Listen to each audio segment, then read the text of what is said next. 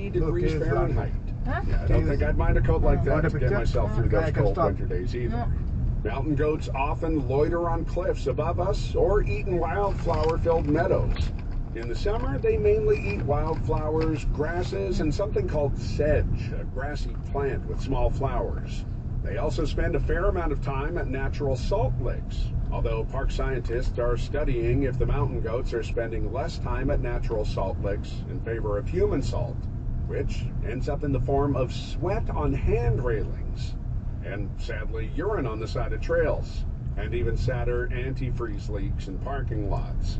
The park scientists also want to know how climate change is affecting the goats, since they only live in the subalpine and alpine areas of the park, which are the coldest and highest areas. Glacier is experiencing warming at an astonishing rate of 3 times the global average at higher elevations. How mountain goats respond to the warming temperatures remains to be known. Because of these studies, we may see mountain goats with radio collars, which help researchers track their movements. ఇటు నుంచి పోయేటప్పుడు బాగా కనపడుతుంది. It's more like in front of you.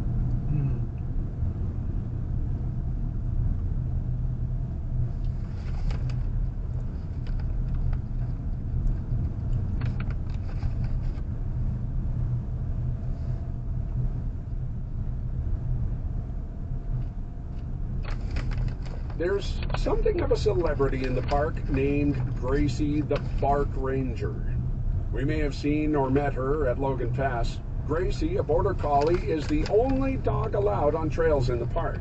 Now, that said, she's not playing fetch or taking leisurely strolls when she's out and about. Gracie's job is to keep visitors and wildlife a safe distance apart. Always on leash and in her orange vest, she moves bighorn sheep and mountain goats out of high traffic areas like parking lots or popular trails. Sometimes those animals will clear out of an area just when they sense her presence. Professionally trained, she only moves ungulates. That's hoofed animals. And she works alongside her owner, Mark Beal, who is Glacier's Natural Resource Program Manager. But that's not her only job. She also works with Mark as a wildlife ambassador.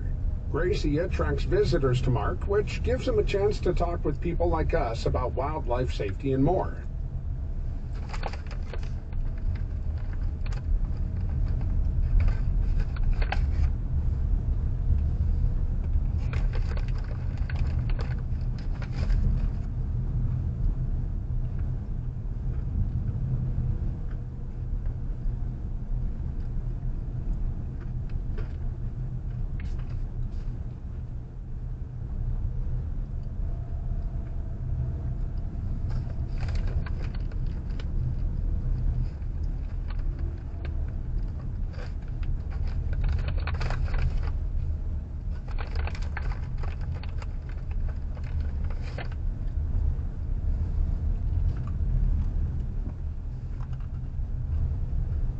Remember we talked earlier about how the Blackfeet and other tribes are partnering with the park to explore bison reintroduction?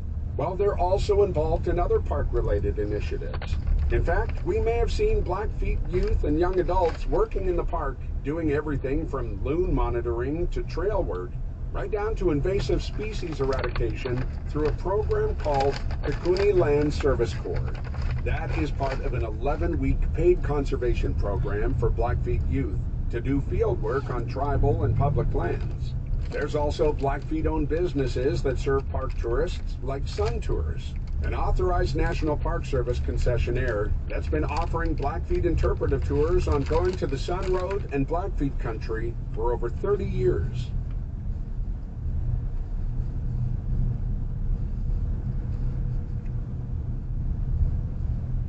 Oh, here's the other waterfall.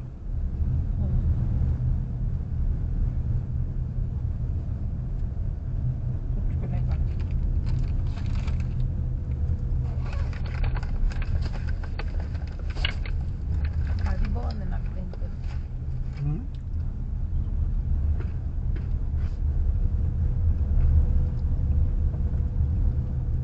Okie dokie, my friends, time to roll up our windows. After this next curve, we're going to drive along a section of road known as the Weeping Wall.